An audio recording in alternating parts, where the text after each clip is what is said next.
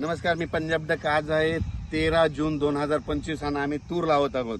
तर काल देखील आम्ही सोयाबीन पेरलं, पाऊस पडला, कापसाची धूळ पेरणी केली, पाऊस पडला आणि आता आज तूर लावायलो. ही 4 फुटावर तूर लावायला या ठिकाणून महाराष्ट्रातल्या शेतकऱ्याला अंदाज देणार आहे. आज आहे 13 जून 2025. आज देखील महाराष्ट्रात दुपारी 3च्या नंतर दुपारनंतर राज्यात ठिकठिकाणी पाऊस पडणार आहे. म्हणून ज्यांचा कापूस लागवड करायची तर तुम्ही करू शकता, पेरणी करायची असेल तर करू शकता, कारण की जमिनीमध्ये खूप ओलं आहे. त्याच्यामुळे काही चिंता करायची गरज नाही. पेरलेलं 100% उगवतं, याच्यावर हे लक्ष देतं.